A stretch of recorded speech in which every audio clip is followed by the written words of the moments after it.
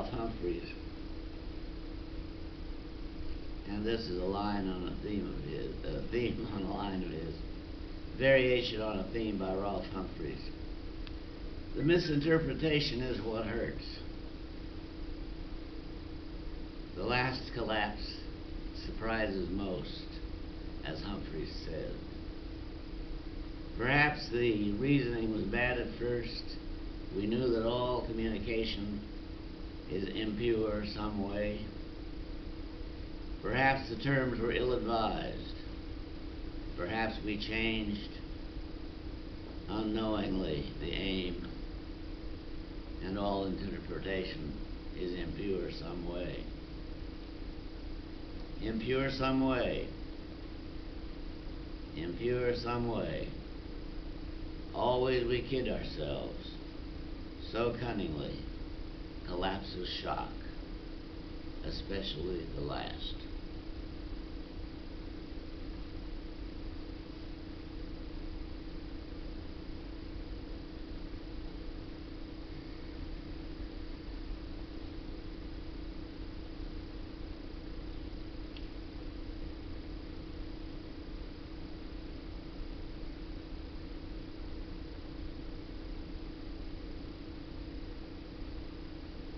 A friend of mine was 8.5 months pregnant, and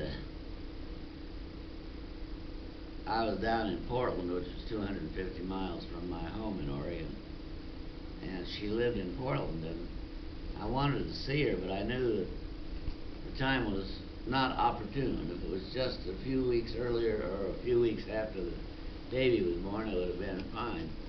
But I was doing my other business and kind of agonizing mentally, and I was on a very steep hill about like that, or it seemed about like that.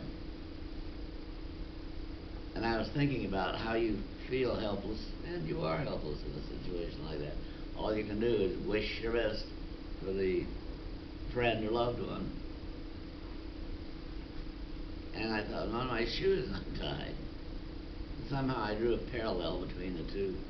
My situation and my situation with the much lesser problem of the untied shoe on a steep hill.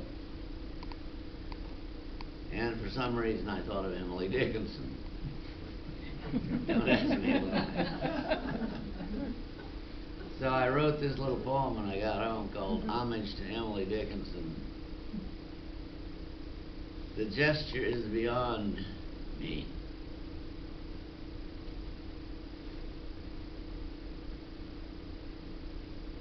Coal oil, the lamp has guttered out. By day I see the chimney scorched. That proves there was heat, sunlight. The gesture never has come off with me. Time past, I mean, they used to gird up loins. I tie my shoe.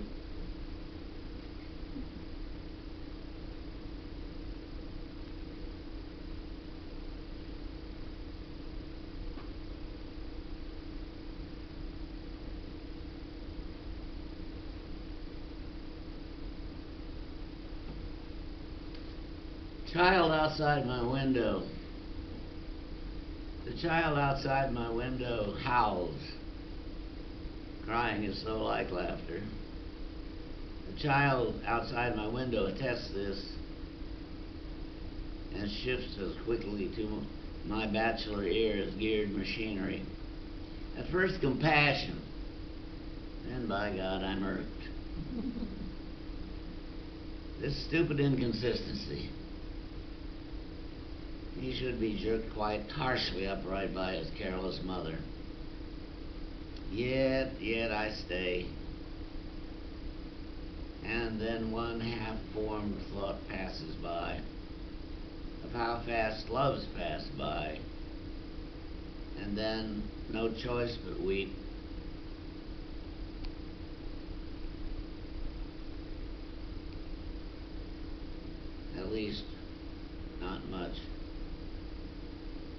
The noisy, inconsistent child outside my window screeches, shifting so fast his intonations.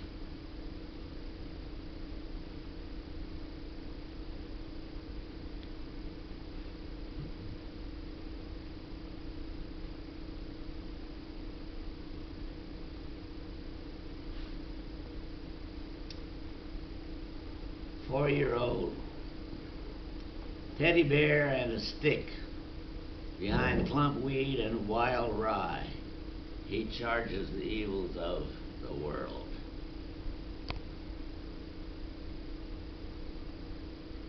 Did you ever do that?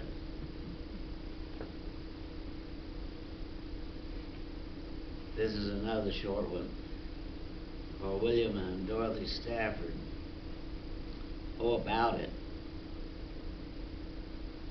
On the signing of letters, it can be said that where I come from, we all sign our letters love, because failing like who doesn't, we try to nevertheless to.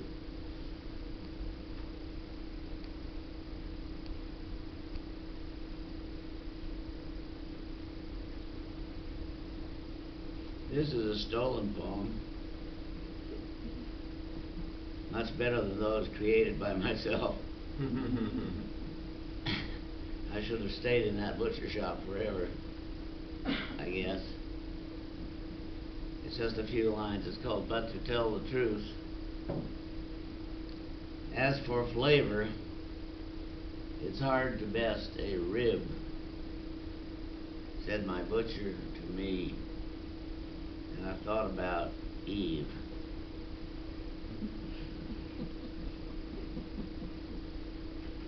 Okay, you didn't get it, you don't go to Sunday school. You don't go to Sunday school.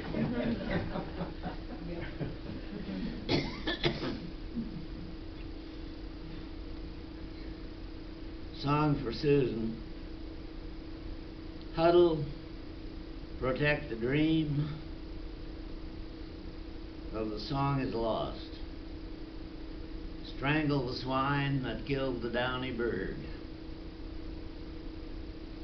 We'll use his bones and have percussion yet.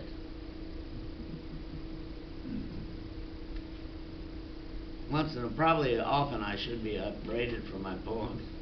Not often am I, but I was very much targeted by a very angry person after a poetry reading once where I read that poem and he said, "That's a brutal poem. You should be ashamed to read it." It never occurred to me.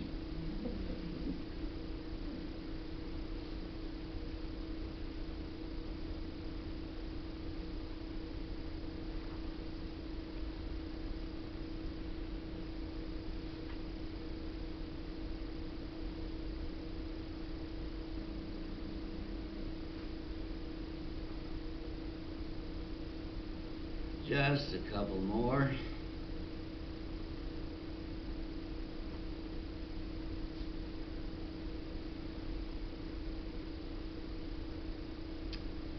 Lines for the time.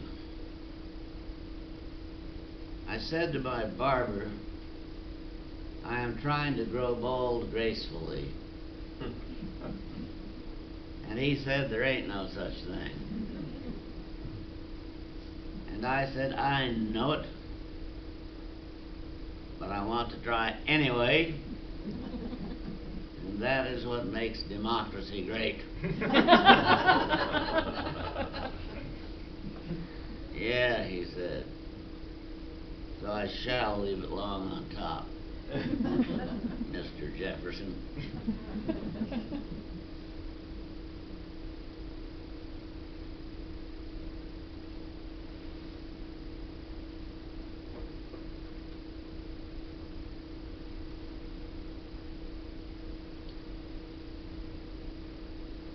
Well, you'd never guess it from these. But my favorite poet is T.S. Eliot.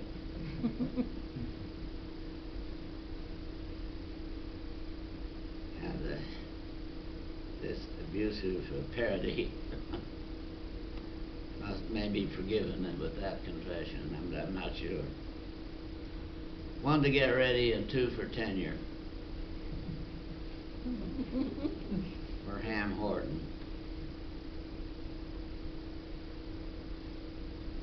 In the room, the professor comes and goes, talking high drama, teenage prose.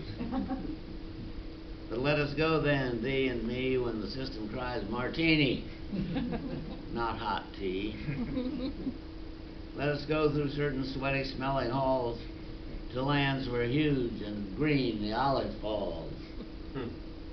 Falls a plunking into Seagram's golden gin, and the man who plunks it always wears a grin. And leave forever greatness and the question whether books reviewed by kiddies bear suggestion that could lead unmethodized to pregnancy, or a runaway teenager on a spree, or a fit of uncontrolled masturbation that might sap away the vigor of the nation. In the room, the bursar comes and goes, discussing merit pay and picking nose. And would it have been worth it after all to have told, yes, to have told the bitter truth that it's better when it's dry than with vermouth?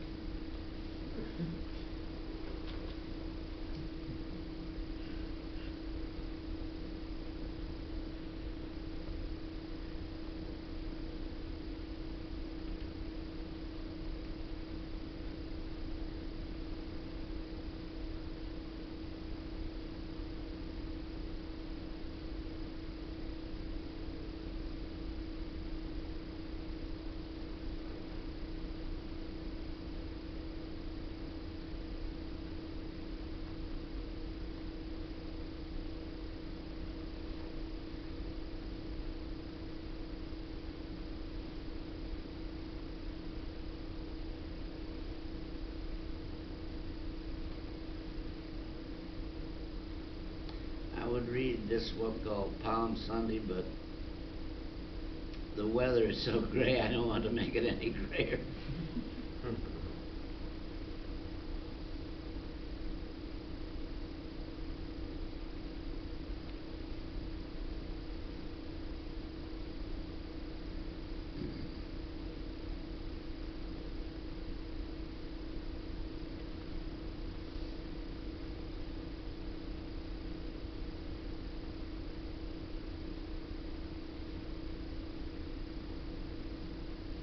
Oh, heck, I'll go ahead if you'll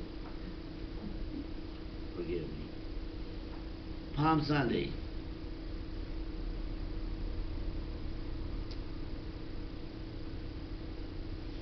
To Philip Whalen.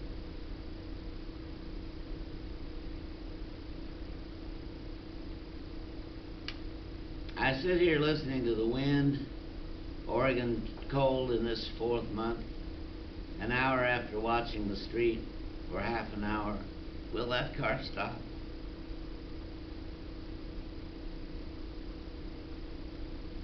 Will the one I wish to call? When will I die? What love? What love? What love will move? April, we live in the north. A jeep drove the length of these alleys, and I returned to Iceland, always to me the land of longing. Now, on the wind I return. This is undoubtedly spring. I am in Oregon. Here I live. Easter is 6 days off. Whalen is in San Francisco. The train toots the diesel against the wind. I have many books to read. I am sure it is just as lonely in the Dalles. Sun pale on Mount Emily, northeast, and light on Table Mountain, west, jabs at the singleness of rain. The second train is difficult on the wind. Even the bell is failing. The slice of palm and is the color of the room. Lights on and shades up. Midday or not midday. This is an undramatic man I see, staring back from me from the mirror. I suppose we both know pretty well why the old man I eavesdropped accidentally last hour limped more coming back from the post office than going out. Well, the poplars are still out of leaf, aren't they? Red brick and marble in front of the Elks Club. Adams Avenue pretty quiet. The brick at the wheel. The assertions of each leaf heap up, perhaps, and failing in color. Wimpy's across the street is closed Sundays. Orpheus was off the shelf today and back again today. This is undoubtedly spring. I live in Oregon. Here I am. Easter remains 6 days off.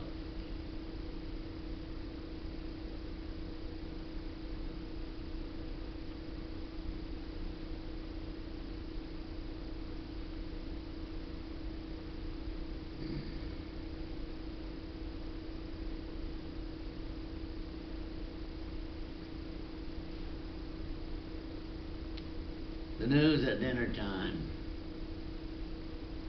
Well, I blew on it to put it out, said the little boy who's playing with matches caught that big red roar. I blew on it to put it out, but it didn't do any good.